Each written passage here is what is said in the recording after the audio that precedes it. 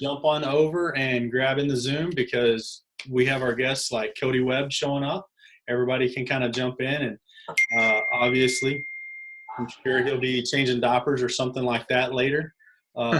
Not for now. Not for now. Not for now. So, Cody, we got some big announcements today that we kind of wanted to share with everybody. All right. We wanted to kind of start doing some Zooms weekly so we can get the riders interaction, so we can get sponsors to come on, have those conversations, and actually be able to, have that engagement for everybody that's just sitting at home going stir crazy and, in this quarantine mess. So we appreciate you coming on today. And man, that was really awesome of you. I know you've been out doing some training and things like that. So we appreciate that. Yeah, no, it's been some interesting times for sure. So as long as we can kind of help keep the stoke for everyone and keep people motivated, I think that's an important thing. It's kind of tough right now to kind of get in a slump and kind of get off what your normal routine is. So it's been tricky for me as well, but trying to stay after it and be fit and not come back to race season looking like Fat Thor. well, awesome. Obviously, you've been doing that. You know how to use Zoom because we already see that you changed your background, so that's awesome. Yeah, I've been messing with things in here. Now I'm on the Golden Gate Bridge. Sorry. Man, he's just all over the place. It's like the true life of a pro rider. Now he's back home. Yeah, back home now. Hey, Gary, Miranda.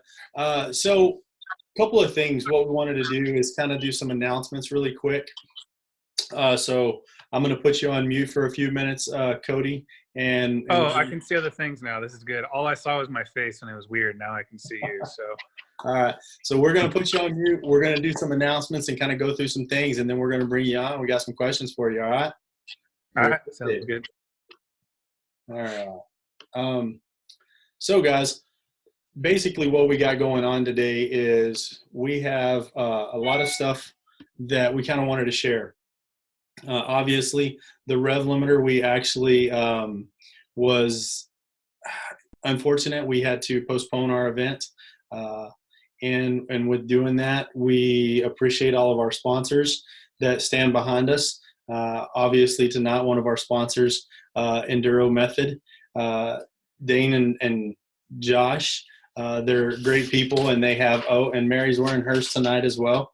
So they have some online training. So this is a perfect time to hit Enduro Method up because some of y'all are sitting at home, quarantined, and you need some exercise before you end up looking like the Fat Thor Cody referred to. So, which way do you want to come out of this quarantine when it's time to go racing? So Enduro Method, check them out on Facebook.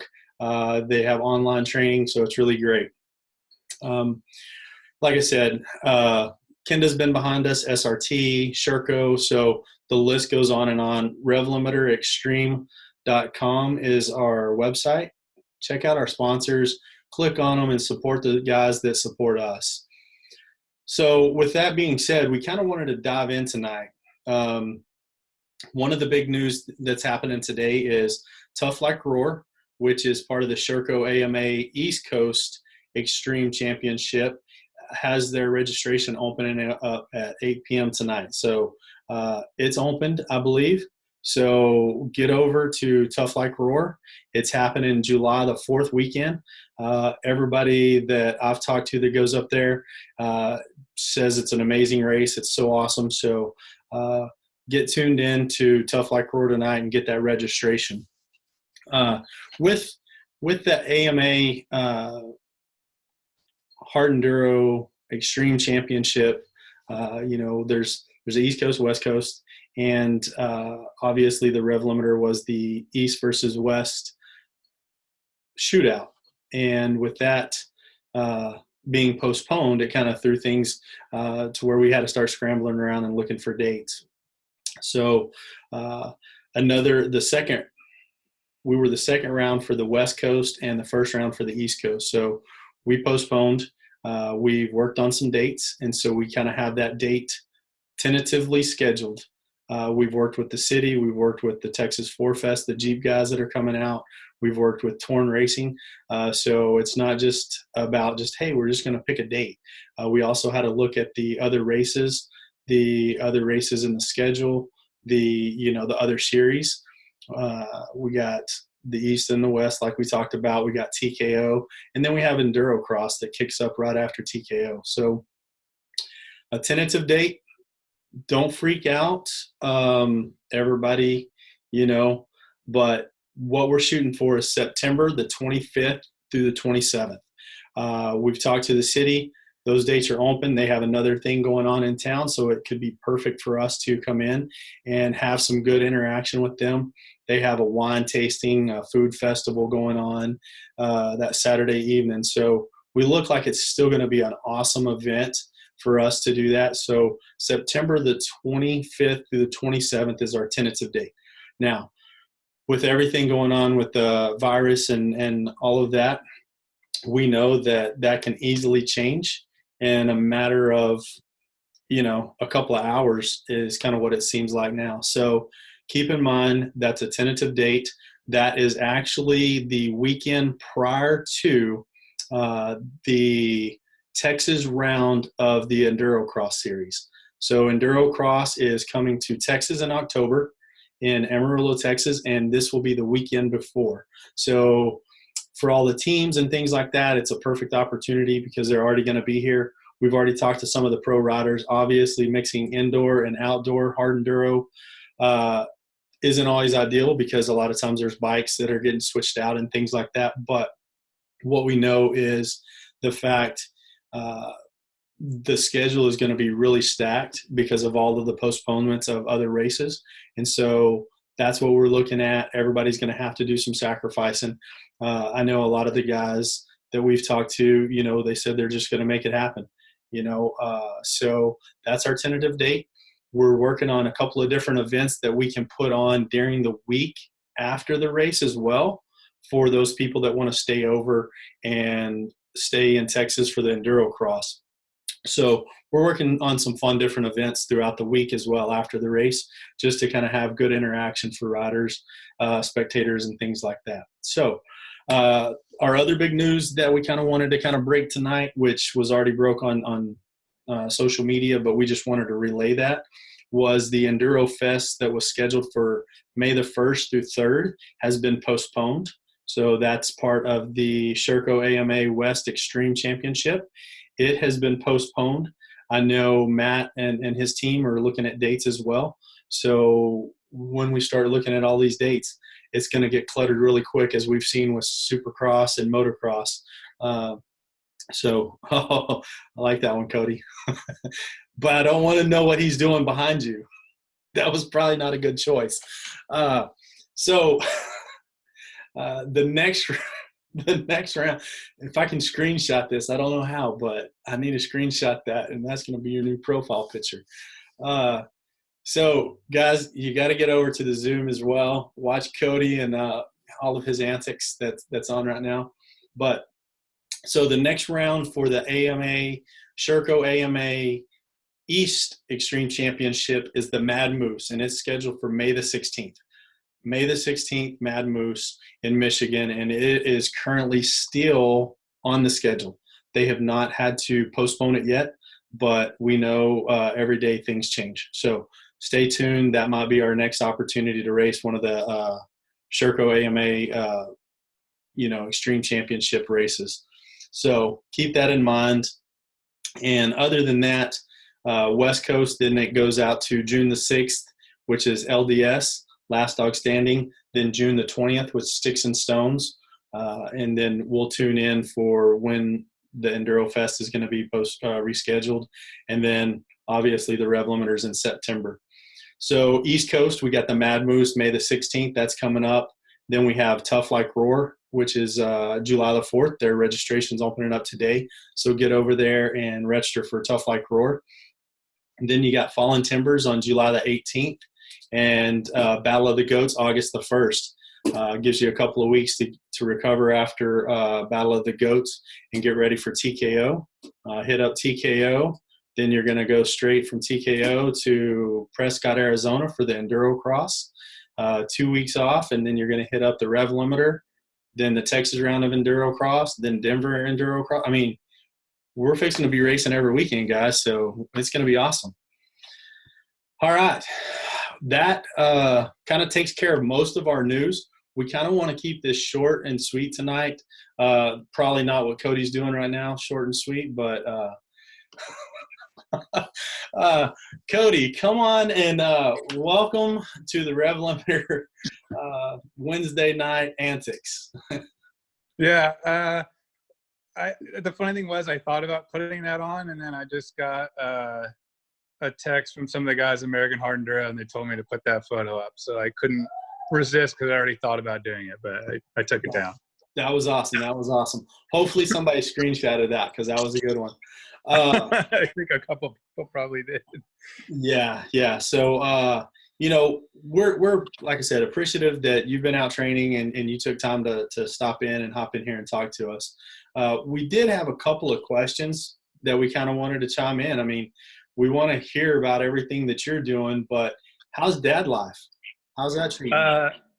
Dad life is really rewarding and really stressful at the same time. But it's been really great. Definitely learning something new every day. And it's crazy to see just how fast things change. Everyone warns you until you do it for yourself. Now you kind of get what they're all saying. So it's been a really cool experience. He hasn't ridden on the bike with me yet, but I've popped him up on there a couple times to sit on it. So he's figuring it out, I think. So have you already got the onset and the strider and all of that in the garage? No, I'm not there yet. Once he can hold his head up, and then I'll start looking into all that stuff, Gotcha. Well, hopefully, I mean, you able to get rest at night? Is it sleeping at night? Is he sleeping at night now? Yeah, we did some sleep training online course, and honestly, that was the most helpful and useful thing of all the things we did. We did some hippie birthing classes and this and that, but the sleep training honestly was super useful, and he's sleeping pretty much more or less through the night now. So it's bad in the beginning, but you're living off adrenaline there for a bit, and then you get past it. Exactly. So it was a good thing that we had some postponements of the rev limiter, so you could kind of get all adjusted and get situated, right? Yeah, it worked out pretty good. I mean, still bummed about it for sure, but I'm just definitely excited that you guys were able to put something together with the town and kind of get us all back in motion later on in the season. Yeah, for sure. That was one of the biggest things. If we were back at Rocky Ridge, it would be no big thing for us to basically just pick a date that we felt was okay and thrown it out there and said, hey, this is what we're doing. However, with us working and we still have the Texas 4 Fest, which is a big part of what we wanted to do. We have Torn, and then the whole city involvement. We had to sit down and really, get.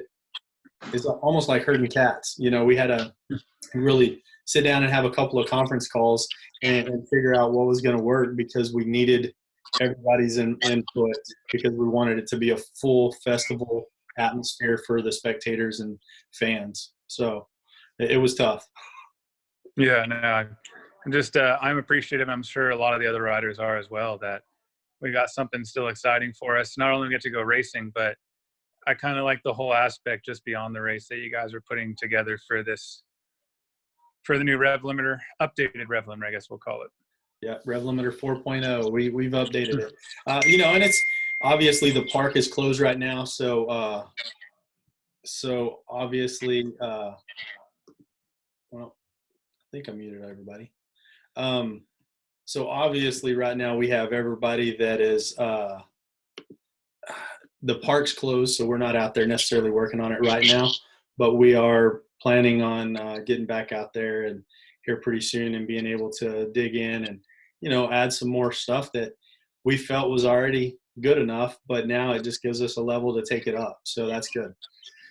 Kind of with that, what are you doing in the off time right now for your training? It's definitely tricky right now. And being in California, I feel like they were definitely pretty aggressive right off the forefront with the whole virus, kind of getting everyone on lockdown. So before the rest of the country was, it was kind of like California and New York were really serious about it. And I'm really not that far away from the Bay Area. So it was kind of creepy, and it still is super creepy to basically go out and there's no traffic anywhere. And I definitely cut back the amount of riding I've been doing just because I feel like it's illegal right now and sketchy. And now, like you said, with the Rocky Ridge Park closed and the other park that you guys are going to be racing at, all state parks as of Monday this week are closed in California. So all the riding parks were still open for days, but everything is now closed. And I'm basically just stuck to riding a private property. But then at the same time, is what I'm doing on a daily basis essential to work? Not so much. So I got to be semi-discreet about what I'm doing. And let's just say I'm fortunate I have a Sprinter van, so I look like I'm an HVAC guy when I do go riding. Nice. Now, quick question. Facebook, can somebody say, are y'all able to hear Cody? That's kind of why we wanted the Zoom. And I don't know if y'all can hear exactly Cody responding to the questions. Anybody in the chat say yes, no? All right. Well, hey, we gave them the Zoom, so if they can't hear you, sorry. Yeah, so we totally appreciate that. And we understand, you know, my wife and I both work in the healthcare industry, and so we know the severity of it, and we see that. We know people that are actually being affected by it, both with the virus as well as financially for the economic side of it. And so with that, we're trying to, obviously we're essential employees, but we're really trying to be strict and not just out going and gallivanting and doing things like that. So we understand it wasn't what we wanted to do as far as postpone, but hey, it is what it is. And now we're going to deal with the best of it we can. And like you said, you're out still training. And so that's awesome. How do you feel that, you know, one of the questions that I had for you was, you got this downtime, so you're doing some training and stuff. Is there anything that is it the fact that you're able to maybe dig into training a little harder or are you gonna kind of taking it and leveling off because you don't know when the next time is that you're going to race? Obviously you don't want to peak or anything like that. Yeah, no, I feel like I've kind of let off a little bit. And you know, leading up to King of Motos and when I was leading up to Rev Limiter, I think we're going to race, it's kind of more shorter, high spurt intensity type stuff I was doing, especially with the Rev Limiter type format, because you're not out there for, you know, all day like Romaniac style race. Right. So now basically, since everything's kind of turned upside down and we don't know even when we're going to be back doing all this stuff, I've just been going out on longer, you know, I basically just been going out in the mountains near my house and hiking and cutting in mountain bike trail and mountain biking and pushing my bicycle up virgin stuff. So it's, you know, it's not working out, but at the end of the day, like I'm burning calories and it's just, you know, multiple hours on end without much water, and it's still training at the end of the day, and it gets my mind out of this whole mess we're in right now. So, you know, basically right now I'm not trying to kill myself, just going out and putting in time and the effort of getting some workout in. Good. Well, and you know, obviously you're becoming a very good video editor. Yes, you're gonna start up your new business, editing videos and photoshopping myself. Photoshopping, yeah, whatever. So obviously we appreciate you putting out those POV videos. It gives everybody something to watch and tune into. So that's really cool. You know, kind of since you've been putting those out, question I had was King of the Motos. It was a very, obviously Kenda's one of our sponsors. They're one of the Factory One Sherco sponsors. So my question is, which tire did you run out there at the King of the Motos? I kind of messed up on my tire choice, to be honest. The good thing is, like, compared to when I was at other companies, I just have a lot more options now. And just because I had just become a dad and didn't know when the baby was going to come leading up to the race, I really didn't take advantage, or I didn't have the opportunity to go down and figure out what tire would last the longest. And essentially in years past, I've lost all my knobs, and this year I wanted to still have some knobbies left. So I ran a standard tire, and I still had tons of knobs left after the first 2 laps. And it was honestly fine and really good through all the fast stuff and in all the rocks. If I had momentum, I was pretty much squared away. I can just torque right through it. But anytime I was stuck, it severely it made it a lot tougher. Imagine riding out there without a gummy tire and trying to get going if it's loose or something like that. And the final lap, I had another wheel set up with a gummy tire, and the first bit of that final gold lap was similar to what we had just basically the same exact thing we had just done the previous 2 laps. And parts that I kind of struggled on the first 2 laps, I rode right through with a breeze. So I kind of kicked myself on that tire choice because to go. No, I should have used a gummy or semi-gummy those first 2 laps, but instead I spent more energy than the other guys when I didn't need to. Well, I do know that the fact those they do have many options with Kenda, and I know a lot of times there's different options out there that might not be readily available to the public also. And one of the things I know, because of the rev limiter, I got a stack of your tires. So if you happen to show up at the rev limiter in September and there's no tires for you, it's not my fault. Just they got a new 140 tire. I think it's called the Gauntlet, and it's not really like a traditional tire that people think in America is good, but it's kind of what everyone in Europe is running, and it's really good. That's kind of been my go-to tire ever since I started running Kenda. I run the Washougal gummy, the Ibex, some of the other ones, and I kind of like the feel of that new. It's basically 140, so it's super wide, and I can run a smaller bib, and I get that, call it the squish factor, when your sidewall kind of flexes a little bit, So it really hooks up good in the slick stuff. Yeah, that's and actually, I don't even know if that's on the stack of tires that I got of yours. It is. It is. I haven't even unwrapped the whole stack of everything that Kenda sent us. Is still just all packaged up nice and neat in RNS Works shop, which is one of our sponsors. Rick Nolan he makes a Max cooler, brake cooler. So it's all sitting at his shop and all wrapped up safely for you there. But if Mad Month happens to open up and we can run out there, I can't promise that you'll have a gauntlet left. Yeah, well, hopefully. Well, with that was kind of one of our questions. Obviously, we kind of wanted to know what were you looking forward to. I mean, you've done King of the Motos, obviously, so you had a pretty good knowledge of that. So do you think that kind of played an advantage versus, obviously when Manny, it was kind of new to him. So you think that really played into your hand? Because it looked like y'all were just – I've not done a GPS race, so it kind of looked like through the video it was really just kind of keeping together with the front pack until the last race to really push. Yeah, definitely a lot of stuff played in my favor, just because we've ridden a lot of those canyons or things so many times out there, and a lot of the main overall loops is the same thing. So essentially we'd come up to a spot and I knew where to stay high sometimes, and I can get around some of those guys. So that definitely helped. And then I remember in the riders briefing, they were like, you have to ride up back door on the final gold lap. And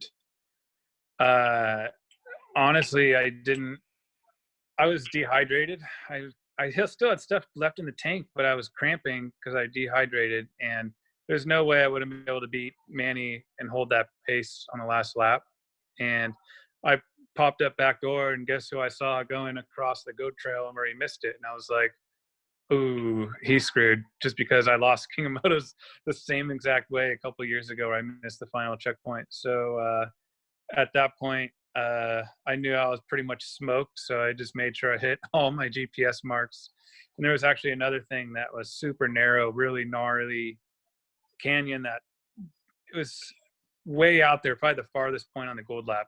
And he missed that one too because there was no tracks in there, and there was actually someone filming it, but there would have been no way to basically verify on GPS because it was small. So yeah, so it's tricky out there. It's not like being in the forest when you're looking at GPS when you're stuck in the dent, like you're stuck on a trail, like you can see where people have gone before. And out there it's just, you were there, it's wide open. It's hard to tell where to go. And you can easily go offline to find something easier.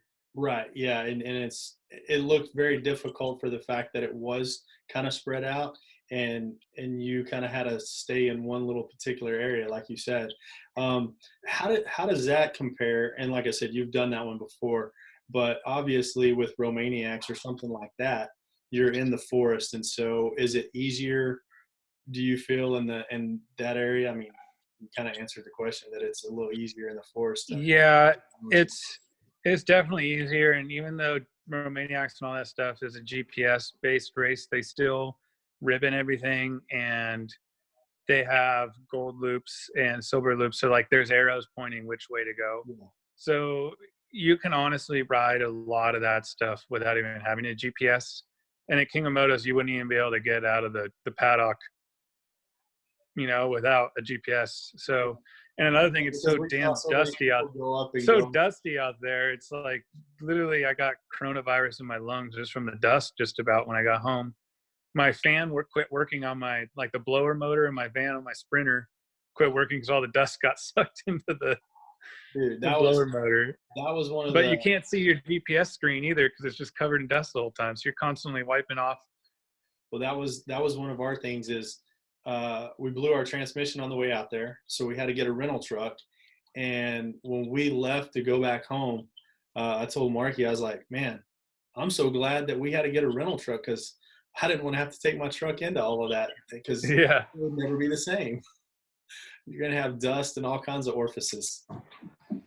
It's pretty bad down there. Yeah. It's a cool, awesome spot, really gnarly riding, but it's a brutal environment. It's like being on a dusty. And that adds to it. That's what creates it and makes it into a hard enduro. So I think it was a great kickoff to the AMA Sherco West Extreme Championship.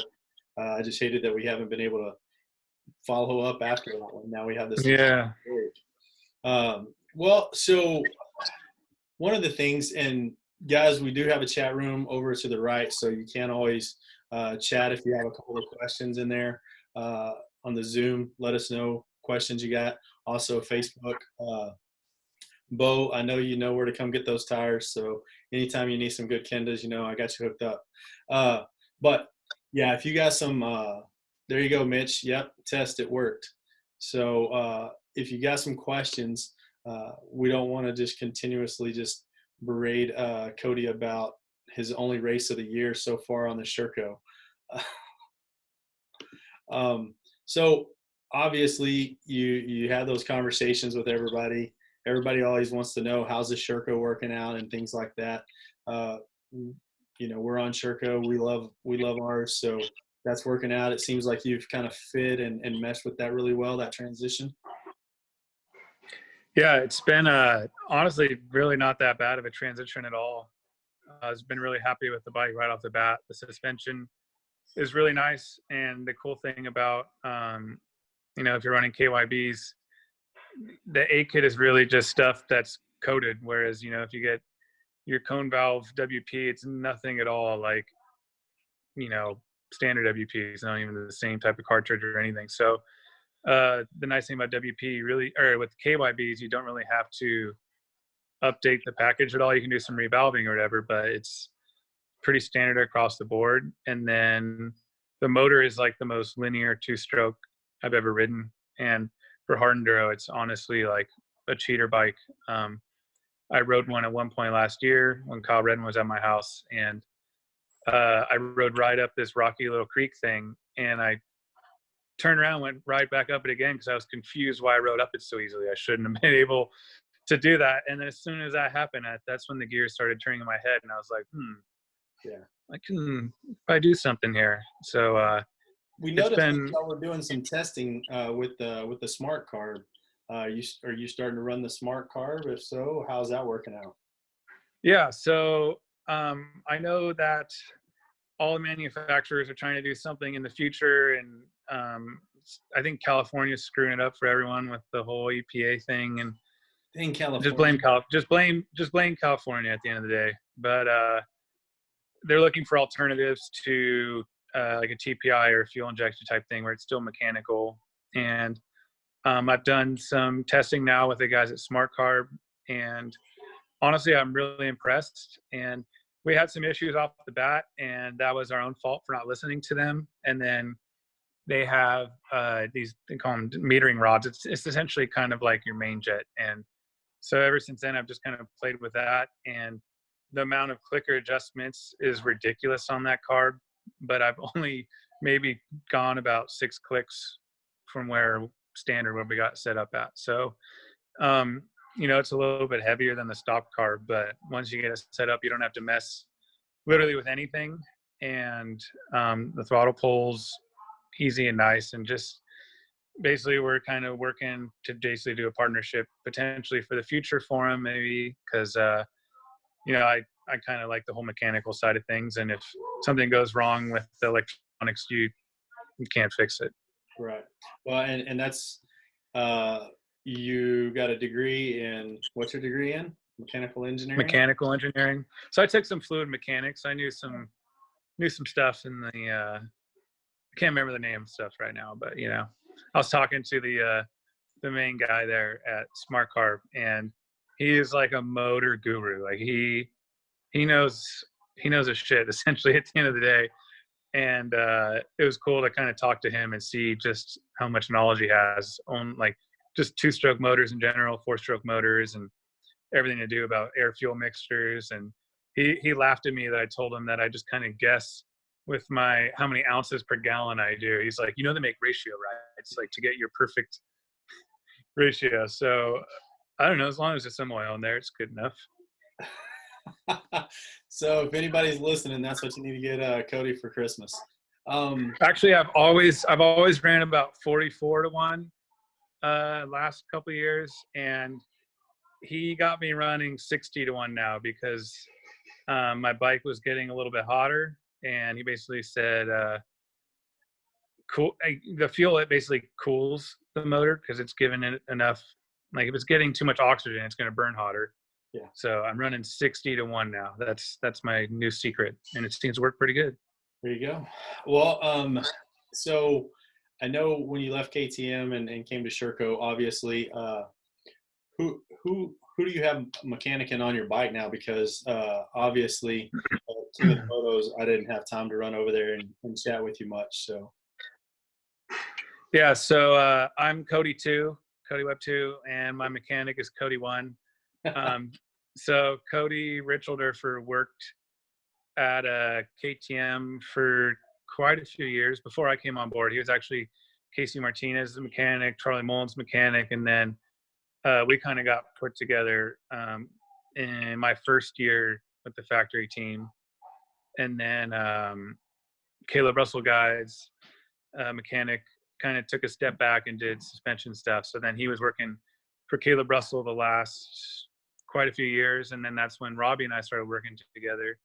And then I guess, I think he kind of got over the same thing of tearing down a bike after every GNCC and putting it back together. And he kind of wanted that opportunity to do a little bit more, research and development type stuff. And I think something new and exciting for him. So basically we, team Cody Squared is back together, and the guys at Sherco were able to steal him away at KTM for us. Maybe some bribery going on there. I don't know.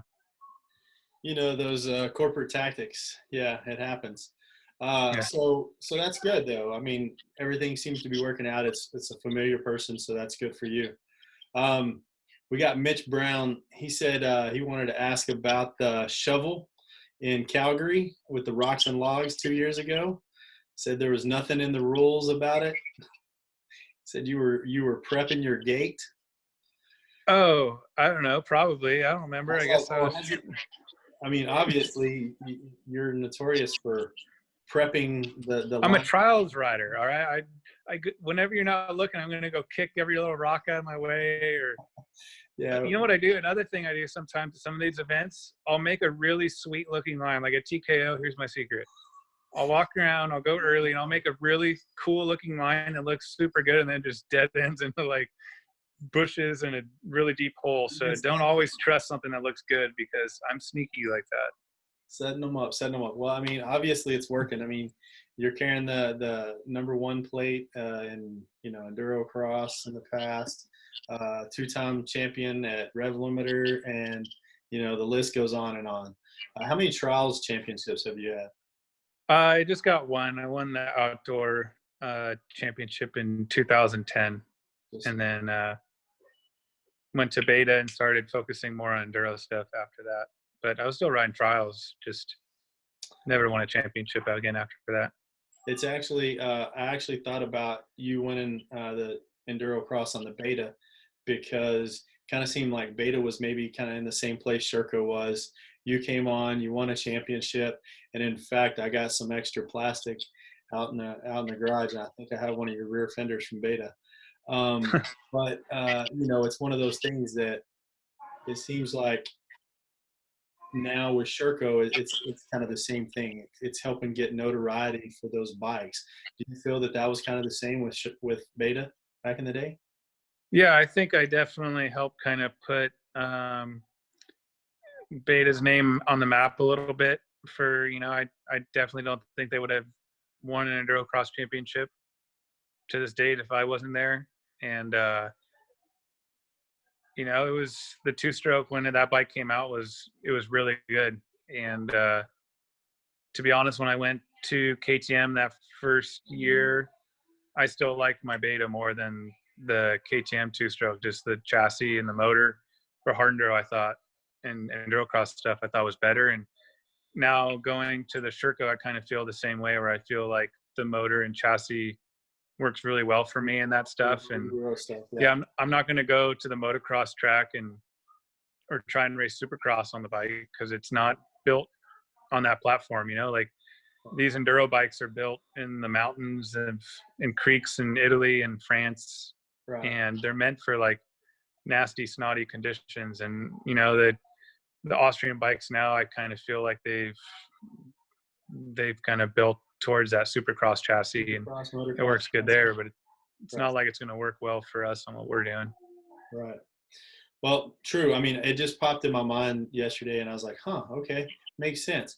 But we got another question from James Hill, and his question was, have you figured out the new brake pedal? Have you figured out a new brake pedal yet? I know they're working on yes. I got a new brake pedal on one of my bikes, and then I kind of got screwed with this whole virus, because I had two of them. I sent one out to, I probably can't say where I sent it to you, but we're trying to do a project with someone to do metal 3D printing. So I was going to have metal 3D printed brake pedals, and they said I had the option of titanium, and I'm like, nah, that's too fancy. We got to do aluminum. But but then this whole thing happened, and it's a big corporate company, and basically I'm back to my homegrown aluminum remodded brake pedal. Well, there you go, James. So they're working on it. I know Todd Tarver with Sherco of North Texas.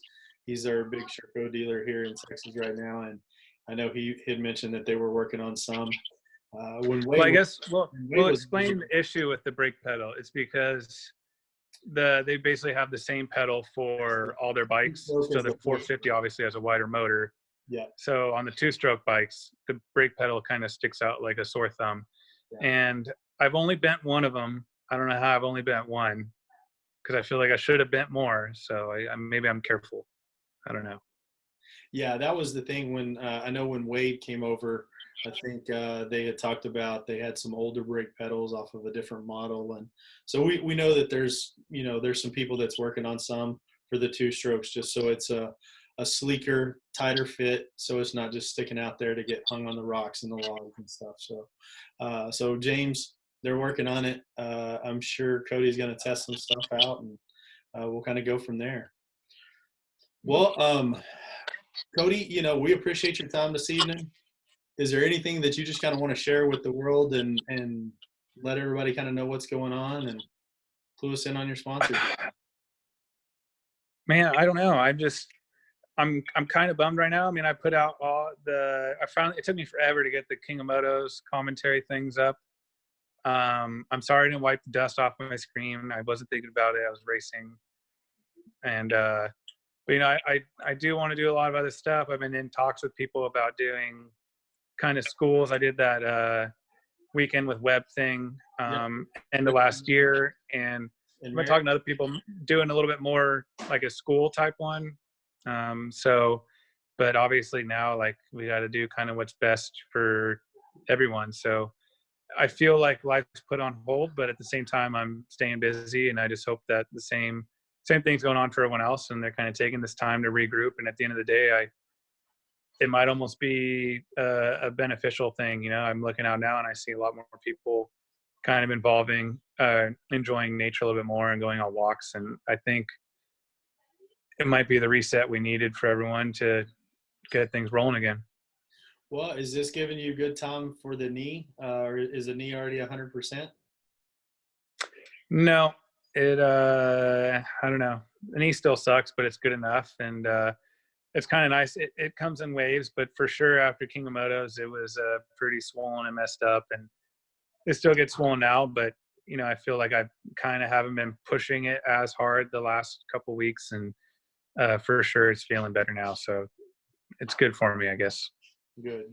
Well, Cody on Facebook Live, he was wanting to know when you're putting your Tiger King graphics on. They haven't showed up yet. They're in the mail, so delay in the mail. I can't wait. Just wait for the new team jackets. I think we might get some nice tiger print jackets here coming up pretty soon. Nice. Well, some of the things, obviously, Cody, we appreciate, and we know Mary and Bo, they did the Ready to Ride rental weekend with Webb, and so that was awesome.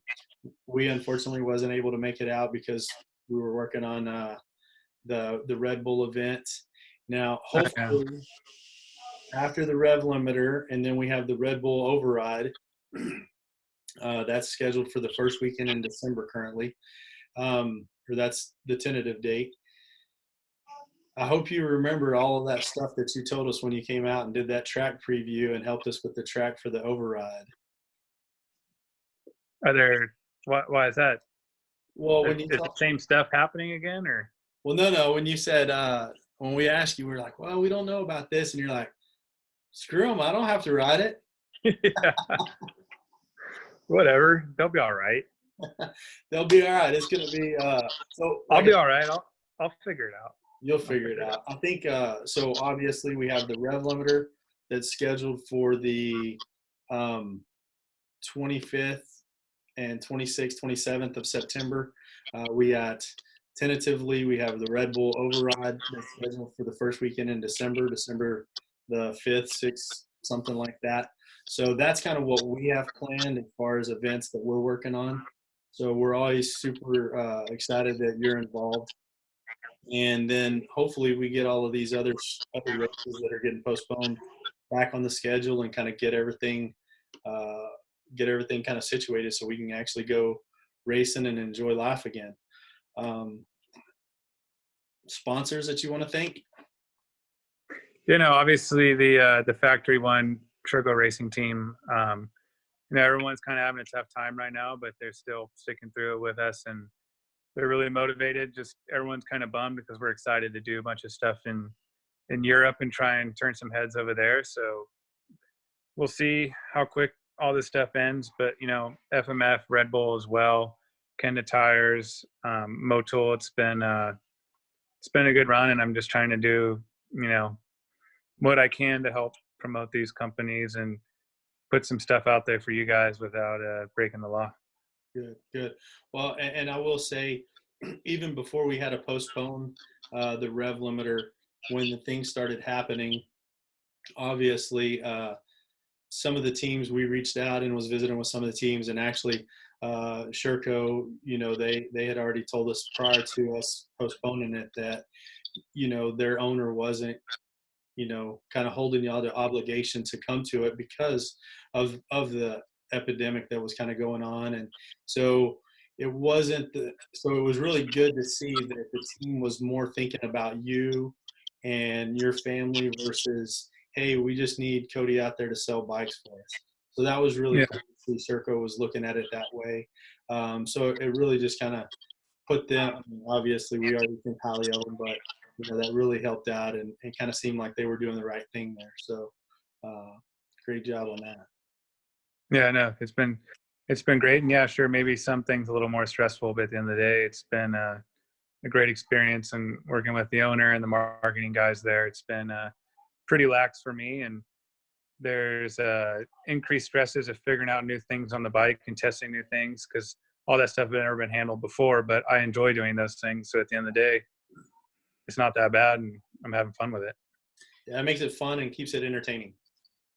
Yeah. So, well, good. Well, Cody, we appreciate your time tonight.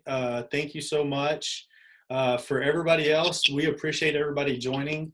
Obviously, we announced the Rev Limiter's tentative date is September the 25th through the 27th. We're super excited about that because the team, our whole team, has worked really, really hard on the track and kind of got everything dialed in. And so we were really excited to kind of showcase that and see how everybody handled it. So we'll be working on that. Stay tuned for any other updates. And then what we want to do is hopefully we'll post the recording from Cody Webb's interview. And then going forward, check out all of our sponsors, revlimiterextreme.com. Tonight, obviously, Enduro Method, Dane and Josh.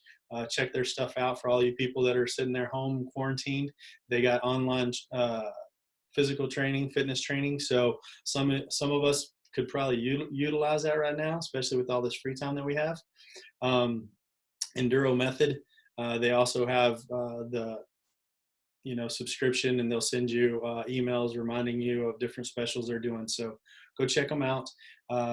What we want to do, hopefully we'll post the recording. Hopefully people enjoyed this, and we want to do this weekly.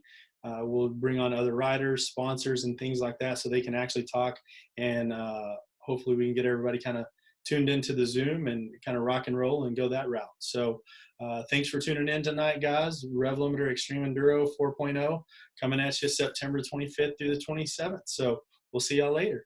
Thanks, Cody.